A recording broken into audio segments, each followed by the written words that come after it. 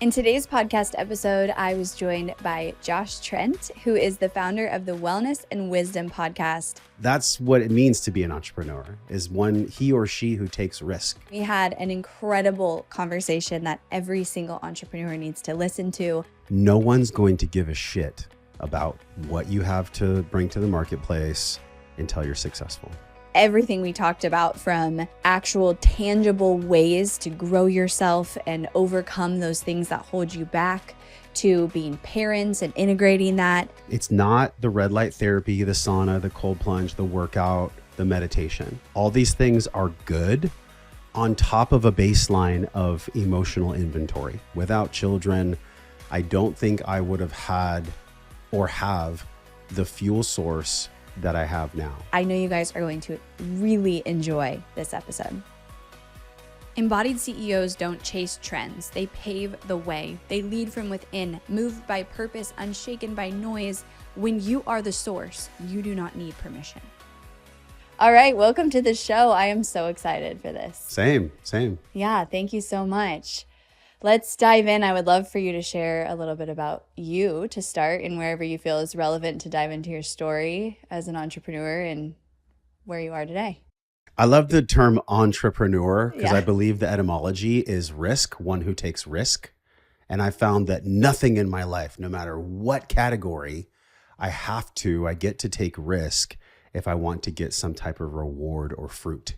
So that's like the genesis essentially for my whole life. I was born in East County, La Mesa, which, if nobody knows that area, it's like geriatric ward with like the occasional hookup culture. And I was born to a mom that has still struggles with a manic bipolar disease. My dad left home when I was 2 months old. So it was like what Aristotle talks about, nature abhors a vacuum.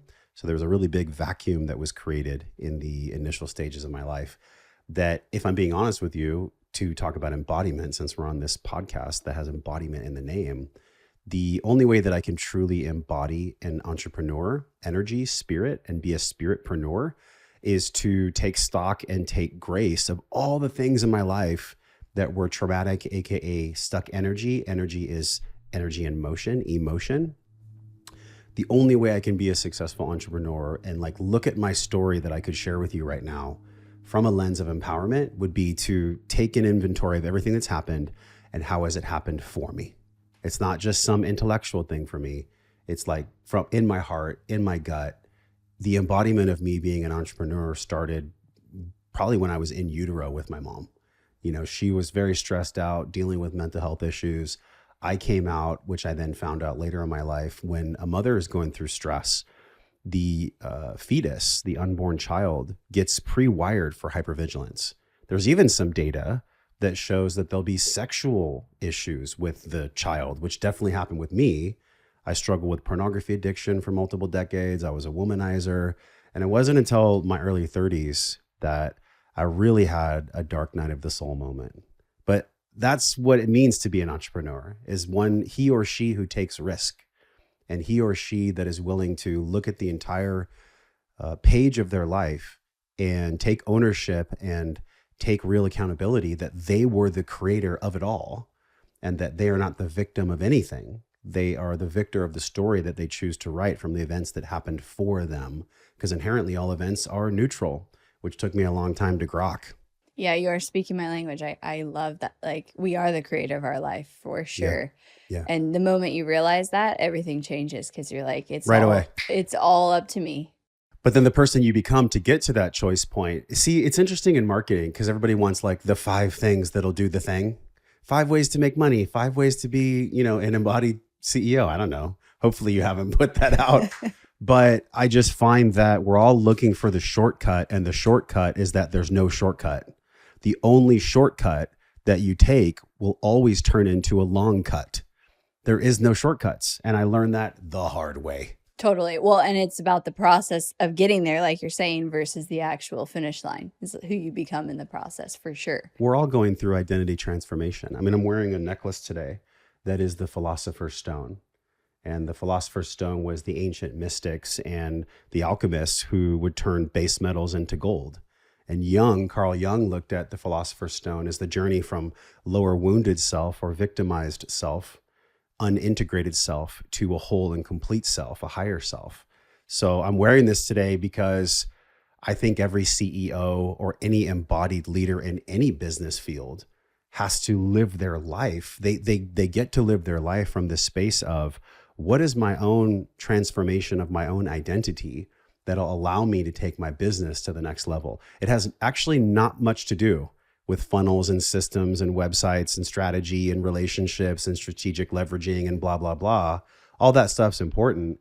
But if the identity transformation isn't the sole focus of the leader, then the business eventually will collapse. And I've seen this time and time again. And we see it in like the Tai Lopez stories, or all the big like angry men that are pounding their fists on the table. Eventually, because of their lack of integration, their business will fail. They will get caught up in a Ponzi scheme. Something will happen because they were leading their business from their ego, from their unintegrated portion of self. Yeah.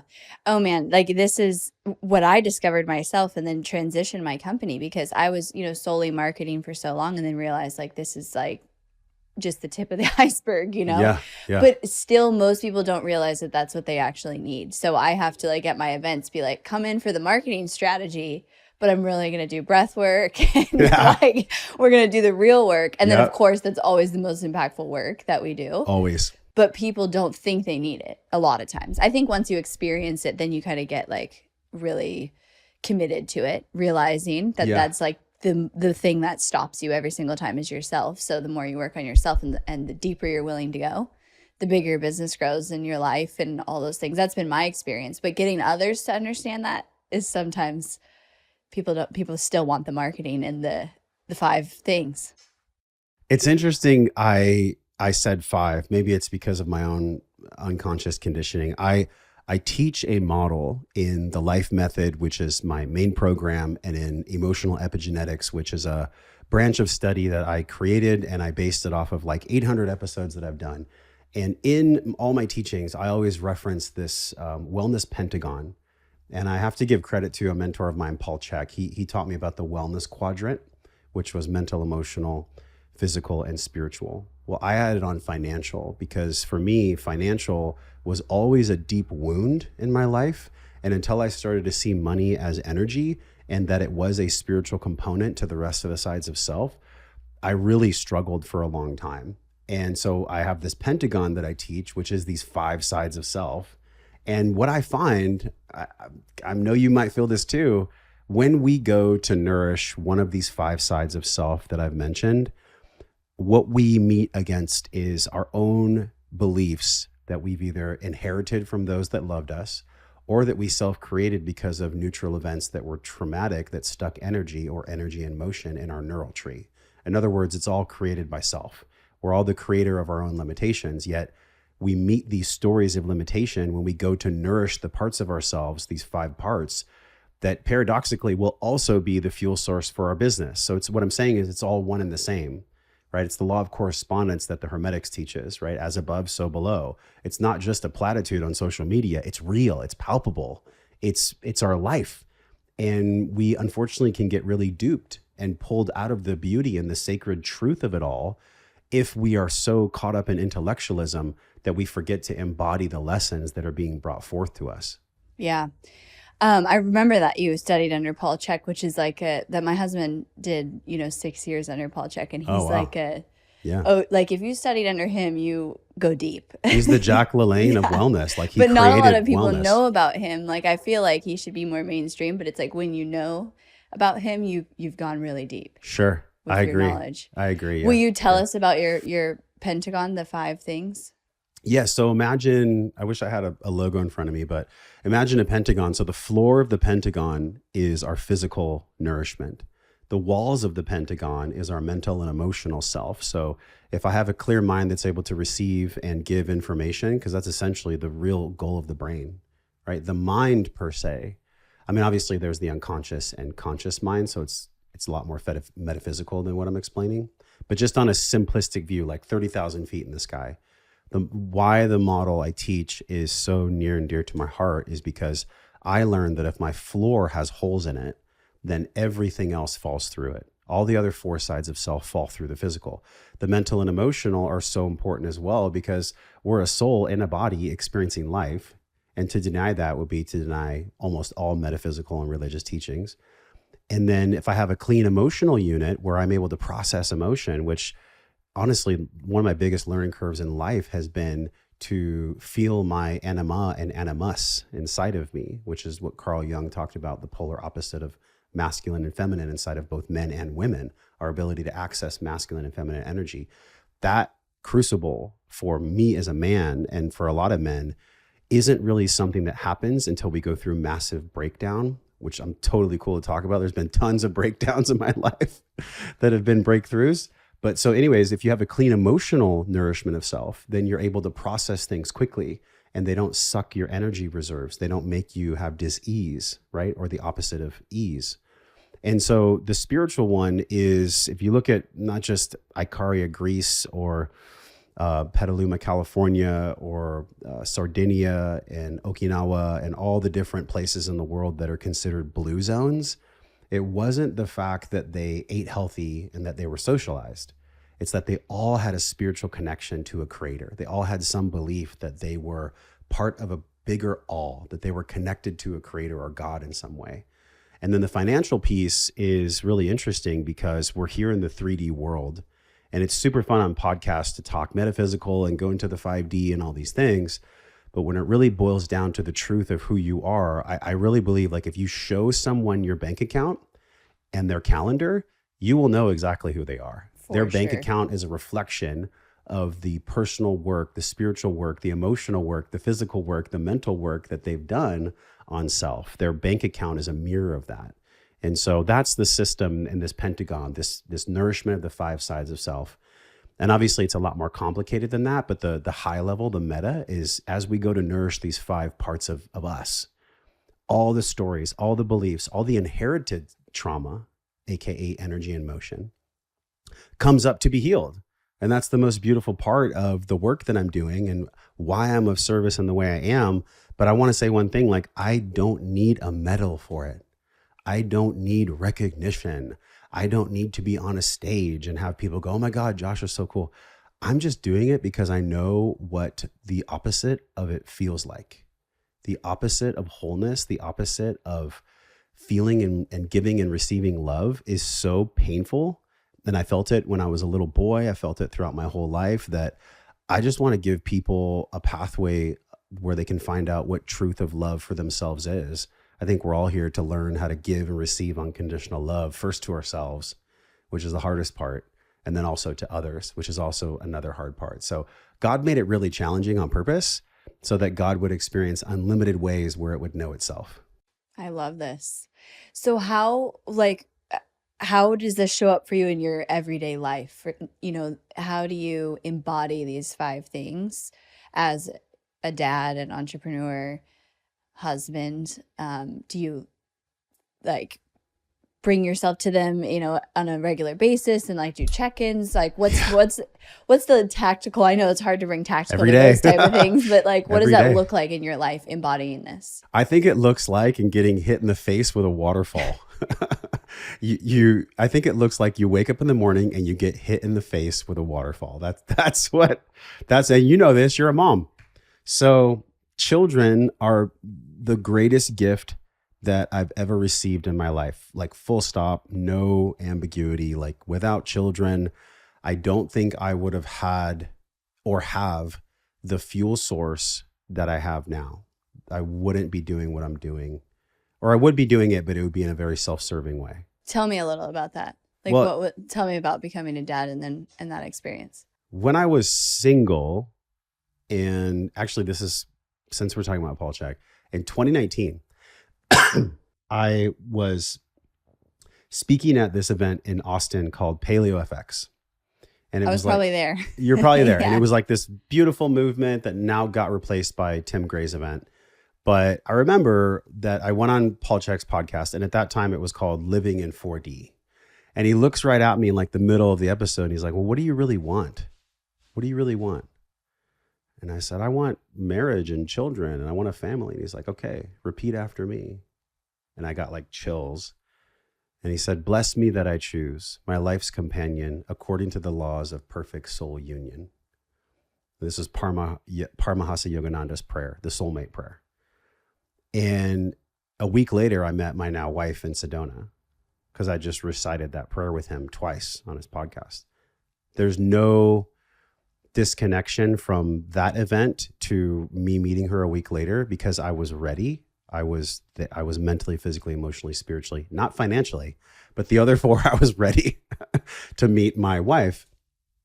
And so what does it look like to embody these 5 aspects of self? It looks like being really humble and asking God for what is it that I most get to learn and how can I be most humble to learn it? If there was just one lens that you could use as a meta on the other 5 aspects of the other lens, it would be that one prayer, that one question. Super simple. Simple does not mean it's going to be easy, but that would be the answer, right? I mean, there's many, many other ways tactically to go into each one of them, but just on a very simple way to understand it and to really, really grok it, not just in my mind, but in my heart and in my soul. Can I ask God, can I be humble enough to ask, what is it that I most get to learn? And how can I be most humble to learn it? As a prayer, as a living, walking, breathing prayer. And then the answers will come. And the answers may not be what I or we want to hear, but the answers are true regardless. And then from those answers yields the work that we get to do so that we can let go of these limitations and these inherited emotional patterns from our lineage. I mean, if you look at the Native American 7th generation principle, which is profound, when you and I heal a part of our psyche or heal a part of our way of being that's not loving, that's not nourishing to self or other, it sends a ripple throughout time, back 7 generations and forward 7 generations. So it's a huge responsibility to be a parent, because every way that we choose to love ourselves and love our children and love our husband or wife, it is going to ripple forth 7 lifetimes. I mean, like the hair on my arm is standing up just saying that to you. It's such a profound responsibility. And the only way to really handle that responsibility is to be humble and to ask, what is it that I most get to learn? That's really it. That's the codes. It's so true. And like you're saying, it is simple, but usually not easy, or usually not what we think it should be or we want it to be. Rarely ever. Yeah. The unknown. Yeah. The unknown. Sure. Yeah. So that experience of becoming a dad, like where were you in your life then? And you said that you don't think you would basically be here today if you didn't have that. Tell me more about that. In 2019, I was still in debt. I was still addicted to pornography. I was still not necessarily womanizing per se, because I had taken a look at that. But I was saying one thing on my podcast, which I actually burned that podcast to the ground. And that's where Wellness and Wisdom came from a few years later, by the wisdom and intuition of my wife, by the way, which was amazing. And so where I was still in denial about the truth of my life, the fruit of what I have created. And so it wasn't until from 2019 to 2022 is when I changed the name of the podcast. I went through this 3-year chrysalis, like the caterpillar becomes the butterfly, and this liquefaction process of really being honest with all that I had created was very challenging.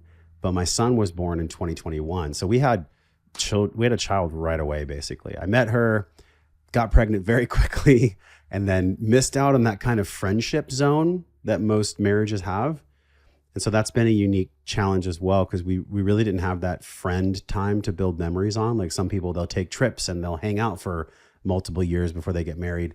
And so my marriage and my experience of fatherhood has been putting a boat in the water and building it while it's floating, instead of having the boat all built and then putting it in the water. That's my experience. Yeah. Too. Yeah. That's been it. Yeah. And you have to, it's like you build the boat while it's in the water and you're figuring yourself out in the middle Sometimes of it. bailing the water out, just being like, let me plug this hole, forget about the sail. Yeah. Let me just plug this hole real quick. Yeah, that was I had my kid at 20, so I was for sure I can't even imagine having a child at 20. Yeah.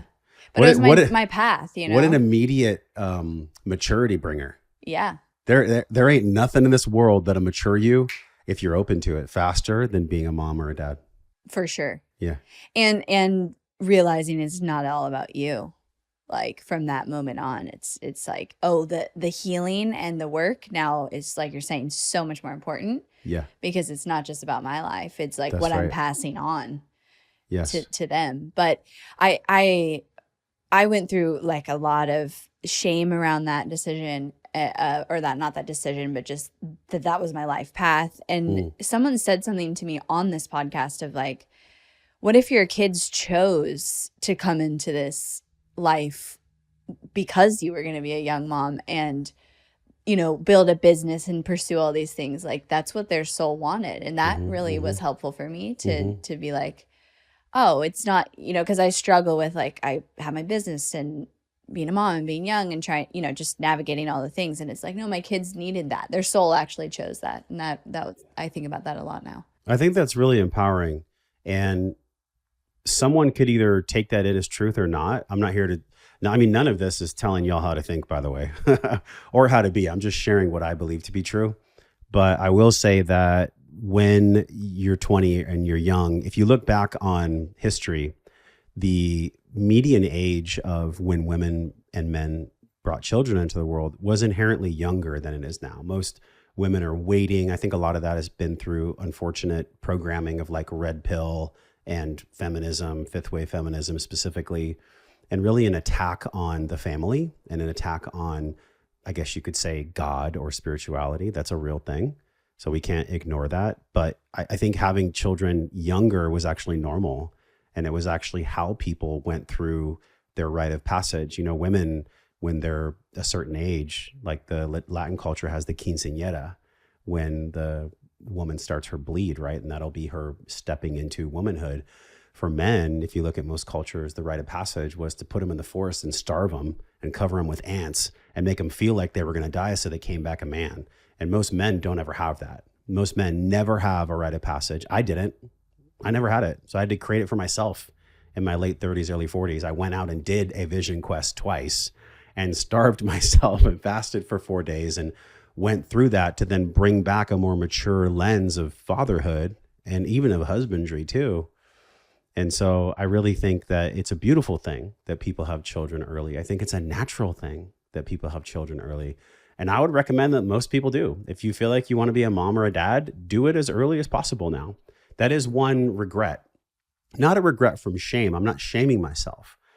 But the regret is, gosh, if I could go back and give myself a little card of wisdom and just put it in my pocket when I was like 18 to 21, I think I would have had 10 less years of suffering in the way that I did.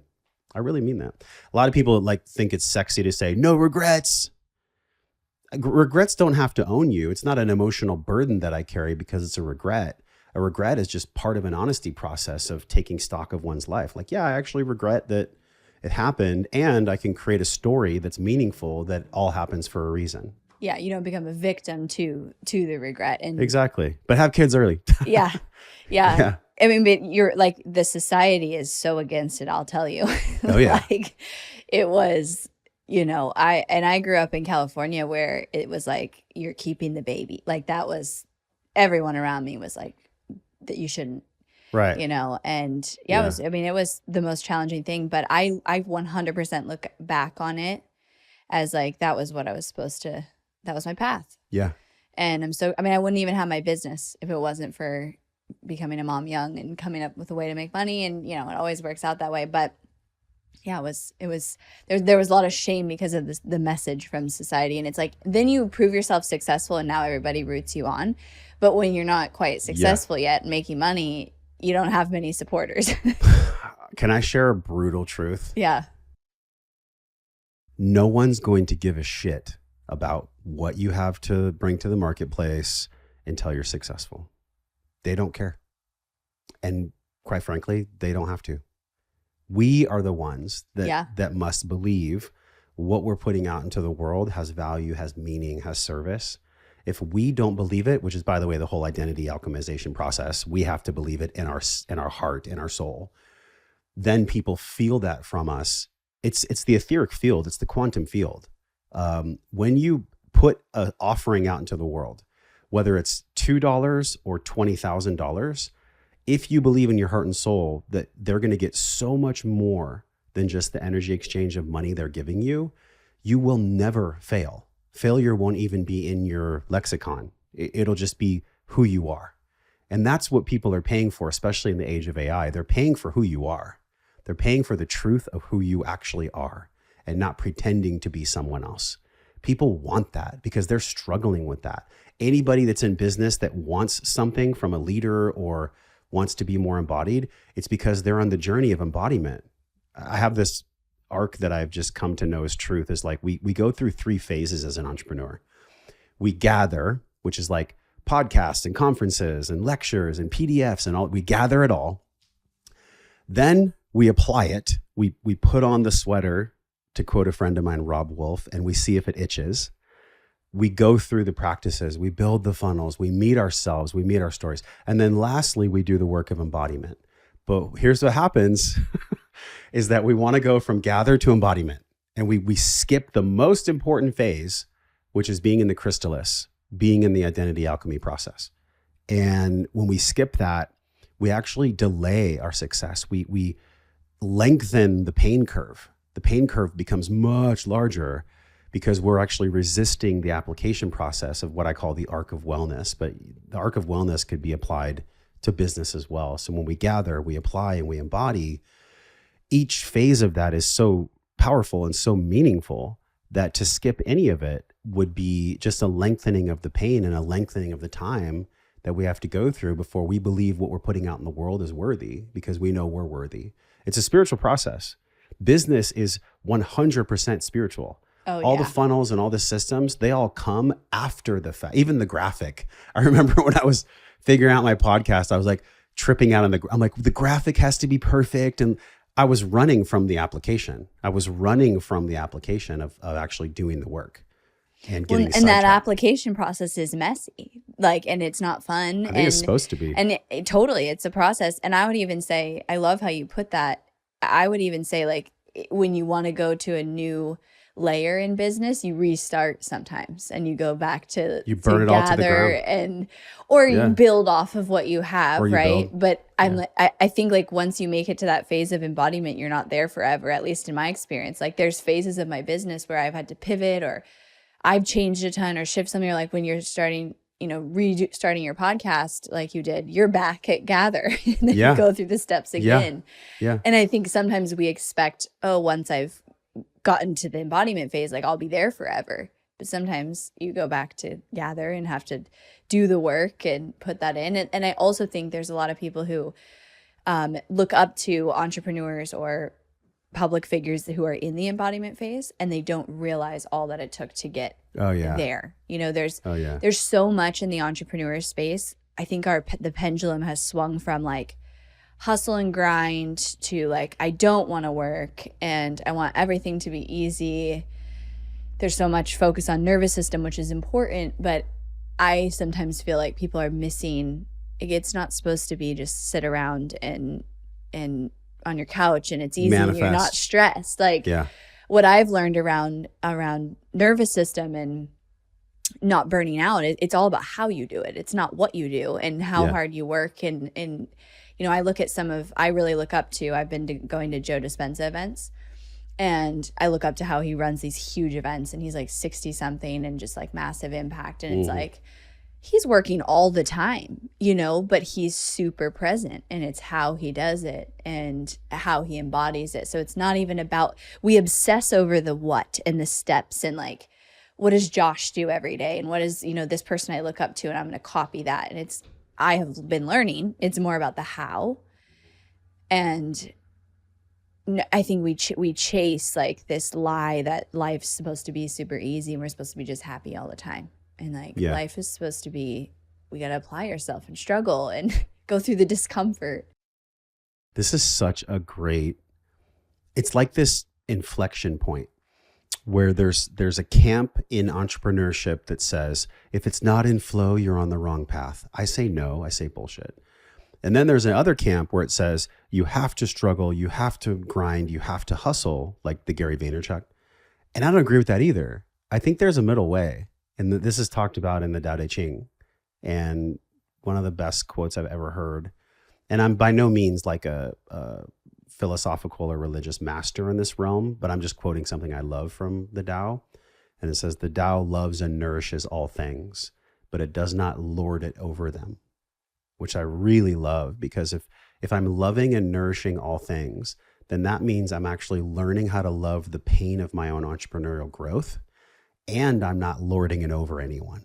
So I'm not saying that because I'm Joe Dispenza or because I'm Josh Trent or I don't know, because I'm Emily, right? Like, it doesn't mean that you get to speak from a pulpit and say, well, look at all the pain I've gone through, therefore I'm going to lord this over you. I think that's a really interesting point to focus on right now, because yes, in the entrepreneurial journey, you're going to inherently experience pain. Like, transformation is not a painless process. It's a painful process. Yes, and it doesn't have to be fully painful either. There can be beautiful joy and acceptance and grace and courage and love in the entrepreneurial journey. But, you know, to quote Dr. Hawkins, who I also love, he developed the frequency scale. He was an MD, PhD for 40 years. And he developed this measurement scale of hertz. And entrepreneurs really must get this. This is something entrepreneurs have to understand. The lowest frequency we can ever feel as a human being is 20 hertz, and it's shame. The highest frequency we can ever feel is enlightenment, and that calibrates at 1,000. But right at about 175, there's something that maybe you've struggled with, maybe I definitely have, not maybe, and that we all as entrepreneurs struggle with. 175 calibration is pride. And right above pride, if we can go 175 to 200, there's courage. And then above that is acceptance and willingness and love and being of service. All of us want to skip the 20 to the 175, and we want to go right to 200 and to the higher frequencies. We can't skip them. This is what I'm saying. We cannot skip them. We listen to a podcast, we go to an event, we read a book, and we dupe ourselves intellectually that we can kind of skip all the lower frequencies and not feel them and not learn how to embody them and process them. And then we just fast forward to like, it's all love, brother. Yeah, if it doesn't feel good, don't do it. That is a way to derail your growth and to literally torch your business if you don't have an understanding of how to process these lower field survival paradigm emotions. And that's honestly a big part of what I'm creating for 2026 is the life method, where I've actually systematized a way for people to authentically get this in their body for themselves. Like people that have been stuck in 3 big areas. And I find, I don't know how you feel, but I find that these 3 areas are the places that epigenetically, intergenerationally, we all are bioenergetically burdened from. And I believe it's emotional patterns, it's inherited beliefs, and it's our environment. And when we can start really looking at these 3 areas and understanding not why things happened, but that things happened, this is a really big piece for entrepreneurs. It's not, you're never going to get the spiritual answer if you're asking it from a mental frame. If I'm pounding my fist on the table and going, well, why did this happen? Why did this happen? Instead of just being curious to that it happened, that's when emotional epigenetics can really be powerful. You can transform your life in like 2 to 3 months, I swear. It's not easy. I'm not saying this is some panacea where it's like, your whole life will change and it'll be effortless in a few months. No, it'll be really hard, but I've created a system to walk people through that so that not only can they show up and be who they want to be, but that they're not held hostage by these burdens, because we're all burdened. All of us are burdened, but the key is that we are not broken. We're not broken beings. We've been trained by modernity to feel like we're broken, but it's just a way for us to be monetized. That's inherently it. I love that. I'm excited for that to come out. Me too. It's been 10 years of my life, y'all. Yeah. So much wisdom I'm ready. in that. I think one thing I've learned through a lot of what you're talking about is how much happens in the like small micro moments. Like I'm a very like go to the event and like do the big thing and all in. And which is important. I've learned, which yes, I mean, that's part of the process. Sure, but especially recently I've learned like, it's these things where you're trying to get out of just like your head and into your heart. It's like these small shifts, small dial turns. It's not this like overnight thing, or I'm going to meditate in the morning. It's like, no, I have to do it all day. That's why it's hard. It's like 100 times a day. I have to bring myself back to that and like literally retrain myself. So that's been a recent thing for me. It's like, I was 2 weeks ago, I was like, I have a great morning meditation practice. And I'm like, what if I made my whole day a meditation practice? Like as many times as I can, just back to the present moment, into my heart, out of my head, because I can sometimes, I mean, the subconscious is so powerful that I can trick myself and be like, no, this is your heart, talking. And like, no, that's your brain again, jumping in and telling you what to do. And so I think why for me it's so quote hard is because it's so sneaky. And you can convince yourself you're not controlling and you're surrendering and you're accepting. And then it's like, nope, you're actually not. Yeah. That there is a drunkenness that scientism promotes. Scientism is just like another religion, I feel like now, especially with the whole craziness we went through in 2020. Trust the science. What a religion that was. For people that don't know, like that's a religion when you're saying trust the science. And this intellectual drunkenness that we've all been sipping on, it's not our fault. We were conditioned. And I do believe it goes back more than 7 generations, this science as a religion. And unfortunately, this illusionary war, because honestly, Emily, it's a illusion. It's an illusion that science and spirit are not one and the same. It really is. I just want people to understand that. Like whether you're an entrepreneur or not, for you to clench your fist and put it in the air and say, trust the science, is the same thing as you speaking in tongues in a Christian audience. It's the same way of being. And so what I think we're really starting to understand, especially now, even with a podcast like this, is that the only way forward is to be integrated. And to be integrated means that you are resilient to modernity's hooks coming in and trying to monetize or weaponize your insecurities. That's really the way forward, is to be so whole and so loving of self that we are not able to be fucked with and to be pulled into, well, a woman's worth is only her beauty. A man's value is only the numbers in his bank account. If you're not providing, you're worthless. If you're a mom and you're not doing these 5 things and you don't look this way, then you're worthless. All of that has been created to control people and to weaponize people's insecurities so that then their dollars can be monetized based on that same insecurity. But once you know it, you can't unknow it.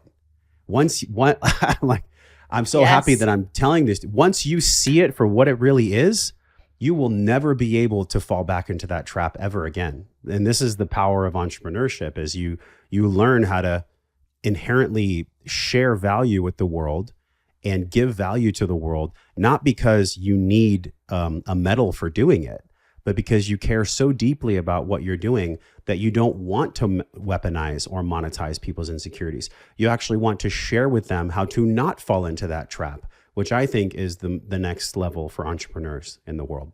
I love this so much. And you said kind of the foundation of that, not kind of, it is the self-love, and love yourself and come from that place of wholeness. I think to be able to then come from that place of wholeness and not let those things weaponize you. Yes. My question is, how do people do that? Yeah. I wish I had some and what is your experience with that? Because like I would be like, it's a great question. I've come a long way with that, but I'm still on the journey of that. Me too. And I think I forever will be. But like, what have been the moments that have made the most impact on your own self-love and coming from that place of wholeness? I like to speak in metaphor because we all love stories. And so imagine that you are a garden, like Emily is a garden. Can I use you as a subject? Yeah. Okay. So if Emily is a garden, then she's got these beautiful roses and she's got some pumpkins and squash and strawberries. She's got all this fruit that she's bringing to the world. But occasionally when Emily goes into her garden, she's going to see some weeds growing. She's going to see some bamboo shooting up, like invasive plants that, if not tended to, will suck the life force energy away from her yield, from her fruit. And so if she can just be mindful to tend to her garden, on an ongoing basis through all 4 seasons. And each season, if you look at the Native American culture, has its own blessing, has its own way of being that's in harmony with nature, that's in harmony with life itself. And it's not just the Native Americans. It's also a book that I read called Outwitting the Devil by Napoleon Hill, one of my favorite books. And essentially the summation of what he was describing when he asked the devil, he said, "What is wisdom?" The devil said that wisdom is your way of harmonizing with yourself and the world so that you can be with other people to achieve a shared goal in harmony together on the way to its fulfillment. I paraphrased it, but that's the meaning of it all. And so if Emily can tend to her garden from a place of harmony, from a place of not wanting to take from others, but really just cleaning out herself, then more fruit will grow, more abundance will come as a natural byproduct, not in the striving for Emily to say to herself, "I must grow more fruit." Rah! That energy will just make more weeds grow. The only energy that's going to make a bountiful harvest through all 4 seasons is for Emily to be in alignment with these 4 seasons of herself. And just to be honest about what weeds are growing up in her garden. Where is resentment growing as a weed? Where is anger growing as a weed? Where is grief growing as bamboo? Grief is a really hard one. And then honestly, where is learned helplessness growing? Learned helplessness is like, the trees in NorCal, they get these black bugs, like bug infestations that kill the trees. I think learned helplessness, which is essentially a form of apathy, and I think apathy vibrates at about 50. Learned helplessness is a trap that every single entrepreneur or soul can fall into. It's just part of the process. And learned helplessness comes from emotional epigenetics and this intergenerational unconscious beliefs that are passed on. I feel, it's not even that I think. I have a feeling, I have a knowing that as I tend to my garden and as you tend to your garden, if we can just be honest every day to notice what's growing in the garden, then we can just pluck it out before it gets too big. But if we wait too long, like for me, it was pornography addiction. I waited so long to be honest about it. Now it's my mother wound. I waited so long to be honest about it, right? Now it's just a lot of work in a short amount of time to rip it out by the roots. And then to be honest about when I see little buds growing back again. But this is the caveat, and I'll finish here. When you tend to your garden, like when Emily or Josh tends to the garden, it's not about tending to the garden out of fear of what's growing. It's just tending to the garden out of truth of what's growing. And if we can pull the weeds as they come up in truth, like a fight with your husband, an ordeal with your kids where you may have slipped and got angry, something in business where you could have treated it differently, just constantly tending to your garden. That is how you love yourself. That is how you show up clean and healthy and whole and not be weaponized by society. Society is built on telling people to not pay attention to their garden. Look at how many women right now are celebrating divorce on Instagram. They're not just like saying, "I got divorced." They're saying, "Yeah, bitches." I mean, even the way they speak is very harmful. "Yeah, my bitches. I'm a boss babe bitch. I'm proud that I got divorced because F him." And this is rampant. And then you see it on the red pill side. Women are crazy. A woman will only be associated with her feelings. Just this absolute insanity where the puppeteers are pulling their strings. And if we're not careful, we can start falling into these camps to validate our emotions that haven't been processed yet. So what is the goal? What are we really doing here on planet Earth? We first have the awareness that we are a garden, and I'm a garden, you're a garden. And if we can just tend to the plants in the garden like a loving gardener would, then that's our life's work. And I don't think it ever gets easier.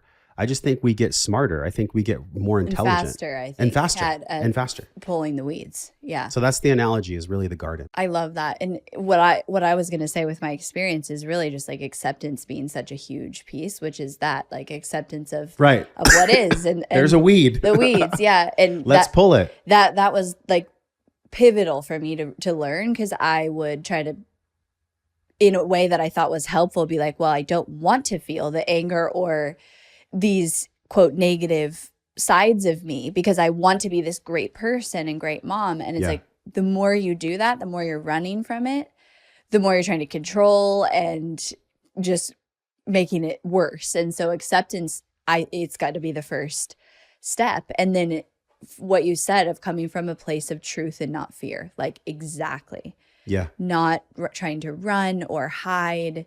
Like you first have to have that acceptance, and then you're able to not become it and let it consume your whole garden, and can come from that place of love. And the goal is not to never have weeds.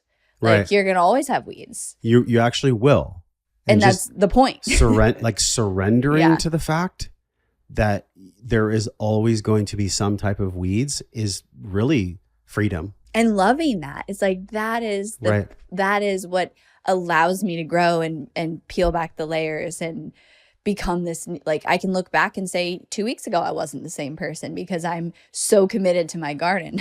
Yeah. And so committed to that every single day. And it's in the little moments too, is what again I've been learning, is like it's not the 1 hour meditation practice, it's the thousands of other moments throughout the day. Ooh, can I speak to that? Yeah. That's so good. You just said something that I really want people to feel. It's not the red light therapy, the sauna, the cold plunge, the workout, the meditation. All these things are good on top of a baseline of emotional inventory. If the emotional inventory, AKA like going into the garden, is not there, you could spend 20 grand on biohacking tools and business strategies and masterminds. You could spend 100 grand and you will feel in your body the same as when you started. And I there think will be a lot no of people change. do that right now. There'll be no change. Yeah. I think a lot of people do that, right? Like, because it can temporarily feel better. And this has been literally in the last 2 weeks, my realization is like, life's the ceremony. Life is the meditation practice. Like driving in the car, in the patio with my kids, like those little moments that I could choose ignoring it, running, numbing out, and going, my breath. Let me just breathe for a sec. Like, and that's what I've been doing the last 2 weeks. And I'm like, this has changed my life more than any big event or big thing is.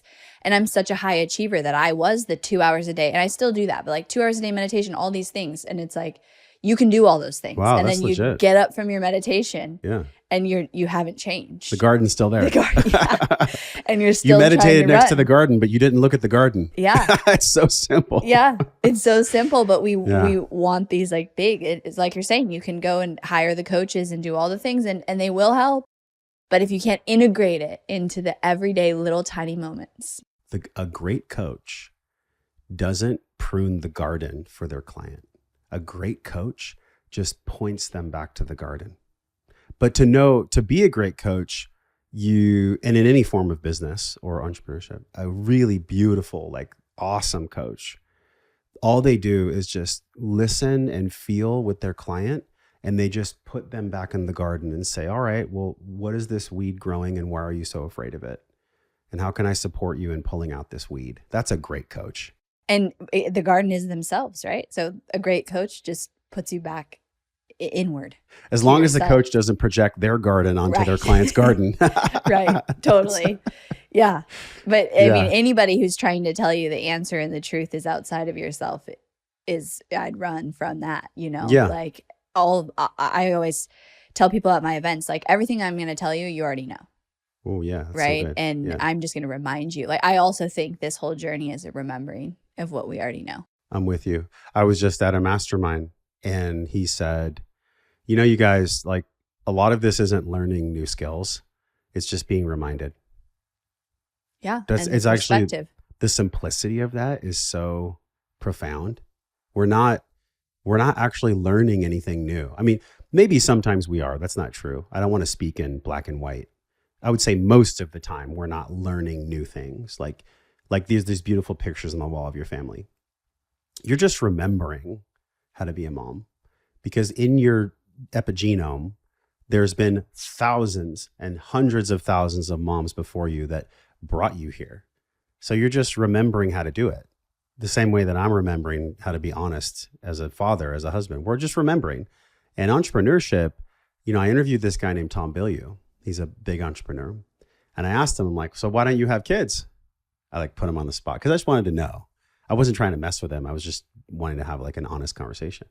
And he's like, the drive for me to be a father was almost enough to circumvent the drive for me to be an entrepreneur, but I couldn't choose. And so when I really sat with my honesty, I wanted to be an entrepreneur. I didn't want to be a father and an entrepreneur. And I thought, interesting, like I don't have judgment for people that don't want to have kids, but I think he's missing out on a foundational piece of being a human being. I don't want to judge anyone, and nor am I here to. I'm not judging anyone at all. Right. If they don't want to have kids. That's their choice and has none of my business if somebody wants to have a child or not. But I will say inherently, we are here to learn and to give lessons through lineage. So if he wants to be a father for millions of people on YouTube, beautiful, great. That's how he can do it, right? Or a mom the same way. But I do believe that nothing can take place of being a parent. I don't think it's possible to have the same lessons on a visceral, somatic, unconscious journey unless you are bringing new life into the world as you care for the life that you're holding in your own garden. I just don't think it's possible. It's not a judgment. It's just an observation. I 100% agree. And I'm so big on like, you can have both. You can absolutely. That's my answer to that. Why can't you have both? Of course you can have both. I don't, you know, I have it on my Instagram bio. You can have it all. Like, that's my thing. It's like, yeah, I'm not letting anyone tell me like, you can't do this or that. That's right. Again, we're the creator of our life. And I think the more you can tune all that out, the more you realize like, it's like the 4-minute mile. Once someone does it, then everybody does it. Yeah. What's your 4-minute mile? What are you going to go do that people haven't done yet? Because you believe, like we were talking about earlier, your belief in yourself and the fact that you can do it is all you need to do literally anything. Mm-hmm. And I've shown myself that, you know. A question I want to ask is, how do you navigate like consumption in social media? Because I think for me, I told you yesterday, I deleted Instagram for a while because it's hard for me. Like I know in the seasons of tremendous growth, I have to tune the noise out because it can become so easy for me to use it to, in those moments where it's like, why don't you choose presence right now? I'm choosing scrolling. And it's so, I can convince myself it's for business and I'm not doing that. And I'm just so aware that I am. So do you have any like limitations for yourself or awareness around your consumption as a creator in online business? Yeah, this is something I've been struggling with. I think a lot of people are. I think most people are. Yeah. If I were to guess, it's like 90 to 95% of people. There are some people, I have a friend named Mark Groves, and he took like a big break. I think it was 6 months or a year from social media, which is great. You know, I'm stepping into a lot of curriculum development. And so in order for me to be present to that, I've really been looking at this thing called the light phone. And the light phone is just SMS and calls. I was going to get that for my kids when they're 13. Yeah, it's just SMS and calls. And I'm really, but there's fear in me of like, well, what am I going to miss out on? I'm not going to miss out on a damn thing. I can just check social media for 10 minutes on a computer every day. I don't have to have a phone to do it. So that's something I'm taking an honest look at. And just once, I would say less than a month from now, hold me to this, less than a month from now, because of the season of creation that I'm in, that I'll have a light phone and that'll be my primary thing. I'll just switch it over to the light phone and I'll have my iPhone in my studio and I'll check the iPhone, but that'll be it. I'll just check it like on a weekend. This is what my friend Mark does. And then for his day-to-day, it'll just be text and SMS in his light phone. And we see this not just with light phone, but also a company called Daylight Computer, where they're bringing back our ability to work outside on a computer, where you have a keyboard and a really beautiful screen where you can work outside and it's meant for being in the sun and it's just clean. There's no like pop-ups and it's not distracting. I think we're coming into this age of simplicity where the true entrepreneurs that create simplicity with like their phone and their laptop will be the ones that actually have the space to create in. Otherwise, you're just going to add extra decision fatigue. It's just extra cognitive load to your day because we really only get, I think it's the Dunbar effect, we really only get about 150 decisions, high quality decisions in our mental capacity each day. That's what we're built for. That's why like Steve Jobs and even the founder of Meta, Mark Zuckerberg, wears the same shirt every day because they're aware of this Dunbar effect. That actually might be how many people you can have relationships with. I think it's 150 people that you can have relationships with, but they're one and the same. So if we get around 150 decisions. And if we can really only manage 150 relationships, when we go outside of that, we're just loading ourselves and then we don't have any space to create. Yeah. So we're basically on the same page because I took all social off my phone. And I've done this before. I went 2 months. My team locked me out of my social last year. Sweet. So that I couldn't even go on the computer because I also wanted, I didn't want to care how many people liked the stupid post, like just cut me off from it. And my creativity is always just through the roof. Like you forget, you get off of it and then you're like, oh, this is what it feels like to not subconsciously pull it up in those white space moments.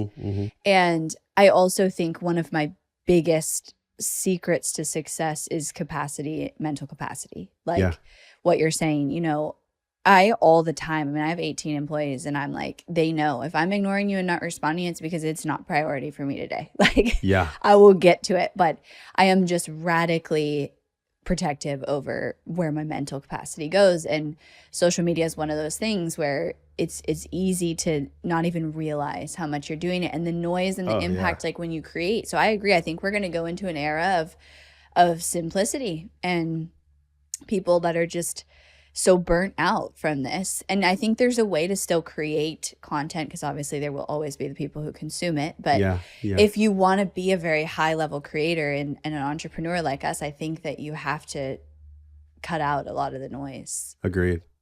Yeah, because that's weeds of its own. So if our attention span is a garden, and that's why I love this metaphor, then how could we possibly bear any fruit if all we're doing is being in fear of weeds, which is essentially what notifications are or what social media comments are? They're just weeds. They're not actually inherently of value unless you have like a 10-minute block of time that you just go respond to them authentically. Yeah, and you're being intentional. But if you're always at the response of notifications, then there's actually not enough time to create in. So then you just become a consumer, which is what I'm realizing more and more and more that I've been with social media specifically. And so then, okay, well, what would a loving gardener do? They would buy a light phone, they would have a daylight, they would have systems in place to where they would only go on social media at a certain time and they would hold themselves accountable to it. Now, what we'd have to overcome with that is our variable reward. Our limbic system is primed for reward, right? And I know this from my addictions in my past. It was a spiritual process that I went through to heal addiction, but there was a mental understanding of why the addiction was there, and also a spiritual understanding too. The brain is a really great servant, and it will seek out whatever the body needs to feel safe unconditionally. And when I say unconditionally, I mean it doesn't matter what condition that it brings us. It'll sabotage us, it'll addict us. If a brain left unchecked without a spiritual wisdom to connect brain-body, will wreak havoc on your life. I am living proof. It will destroy your life. And so having a mental understanding of how the brain works is good. Having an emotional body that can be like, yeah, I don't like how my garden looks. It doesn't feel good in my somatic intelligence that when I look at my garden. And then to have the spiritual truth of like, all right, well, what do we get to do today for the garden? If we're just running from the one piece instead of the three, good luck. Good luck having a healthy garden. It's not going to happen. Yeah, because it's just noise and it's taking away from the real weeds that you need to be paying attention to. Or even the bamboo, which is like the most invasive species. Yeah. If you start getting bamboo in your garden, you got to get that shut out quick. Yeah, as fast as you can. Yeah, seriously. Last question I have, maybe last question, who knows? But what are you seeing kind of today? We're talking about it a little bit, but we haven't talked about AI and just... I'm curious your thoughts. I know you did a video the other day on Instagram when I was on social media. I saw it. Just what do you feel like AI and today and the direction we're going and kind of what's going to unfold? I think AI is just a huge global mirror of collectively who we actually are. And I think it's actually a beautiful tool to reflect back who we are. AI is a really strong hammer. Like if you have if I'm holding a hammer, I could kill some with it, or I could build a beautiful house. It's inherently neutral. I think that there are nefarious forces behind AI. Specifically, I think OpenAI, if you look at their trajectory of being like a nonprofit company that just wants to open up information to now being like literally $1 trillion company. it's obvious what happened, right? Like financial interest and greed took over. So it's no longer democratized information. I think we're going to see lots and lots of AI platforms come out. Even Grok from Elon Musk, or even Perplexity and all these other systems, they start out pure, but they never look at their garden. And they let the bamboo greed grow, and then they just accept it. They just go, yeah, the bamboo's there. It's going to be too hard to take it out. Or in other words, AI is going to like do whatever it does, and we don't have to pay attention to it because learned helplessness. We can't do anything about it anyways.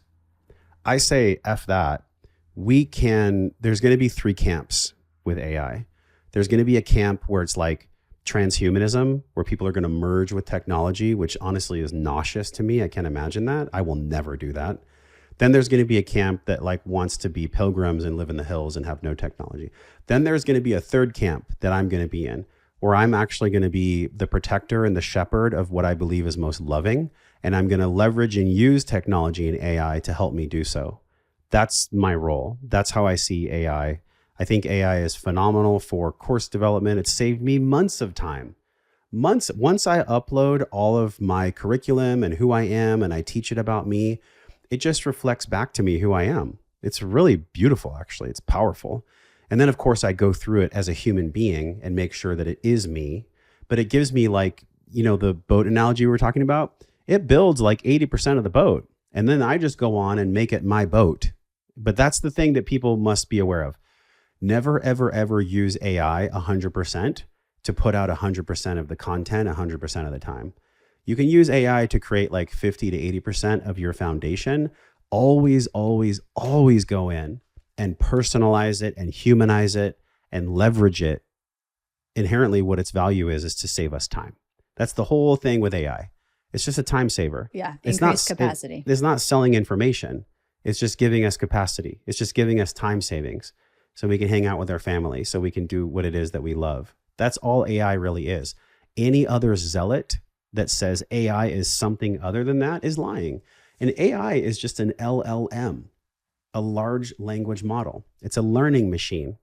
It only gives us back what we put into it. So when we put in love and when we put in curiosity, it's going to give us that back. When we try to hack the system and be like, steal from all these other people and make it my own, well, then that's what you're putting out inauthenticity. So it's really up to the human being. I don't feel that there's a danger with AI. I feel that the only danger is the powers in the world, like China and the US. There's this Cold War with AI right now. And the Cold War is the only thing that brings up a bit of caution for me, because I look at the ramifications of nuclear war and the cold AI arms race. It's like, y'all just need to sit and breathe and do some psychedelics together. Go to your garden. and go to your garden and realize like all of this is your own creation. They call it the prisoner's dilemma, where it's like the prisoner's dilemma is 2 people are in prison and one of them's told, hey, if you tell on your neighbor, you'll get out for free. It's like almost 100% of the time that happens. And that's what's happening with the prisoner's dilemma in China and the US right now. They're both in fear of attacking each other. So they're building up their whole AI, because prisoner's dilemma states that, like, if you have the leverage, then you'll always take advantage of your fellow prisoner. Isn't it so funny that like we're not in a jail? Earth is not a jail. Earth is not a jail. And if the leader of China and if the leaders of America could just realize that they're not in a jail, or even more interesting, if they're the ones creating the jail and then perpetuating the jail, which is probably what's going on. For sure. That's actually probably what's really going on. Then all of us can be free because we just say so. We just say that we're free, and then we act that we're free, and then we be free, as long as we don't fall into the fear and the jealousy and the greed and all these lower level emotions by cleaning out our garden. In other words, if we keep our garden clean, then it has no bearing in their timeline. It has no bearing in their reality. And that's how the world changes, is by tending to your own garden first. That's the big takeaway from this episode, I think, is your garden. Yeah. I mean, you have plants in here. Yeah. You have to water them. Yeah. If you don't water them, they die. Yeah. Yeah, I totally agree about AI. I see it as a leverage and increased capacity. I was at an event and this somebody who was speaking at his big speeches, I liked how he said, like, I still spend the same amount of time on something I work on, but AI gets me, 80% of the way there. And then I spend that same amount of time I used to spend, on the whole thing doing the last 20%. And it's like, and then it's better. And that's it. I think people will try to use it as a shortcut 100% of the time. It's not going to work. I can already tell you it doesn't. You can work. already see it online. Anytime you see an M dash, it's AI. Or even just the format of it. Like you can just tell. I genuinely believe that it has a different frequency, the actual copy, if you don't put heart into it first. Absolutely. And then finish the last 20% of it. Absolutely. Because that's what AI doesn't have. It doesn't have the heart, it doesn't have the soul, it doesn't have the embodiment. That's what we have. And I think we will move into an era where leaders and creators who are embodied in their work will do amazing, and ones who are not won't, because AI can replace that. Absolutely. Anybody can go create any course they want for free in like 10 seconds right now. You could literally go and search for anything you need at all and get an LLM to shoot back at you. Probably what'll make you successful. But then here's the catch. When you get your success, will you be able to teach the success you've been learned or you've been fed? Yeah. I mean, if you're not that embodiment, like you said earlier, that's what people actually want. They want to learn from embodied leaders. People are buying you. They're not buying what you do. Or information even anymore. They're buying you. They're buying your life force energy. Yep. Yeah, absolutely. Well, this was incredible. Where can people go to listen more? You have an incredible podcast. I just love listening to you, your wisdom, your knowledge. We're on the same page with so many things. Yeah. The podcast is Wellness and Wisdom. You can just go to wellnessandwisdom.com. The community is liberatedlife.com. So you can go to those two URLs. Awesome. We will link them. Thank you so much for this conversation today. It was amazing. Thank you. Thanks for having me.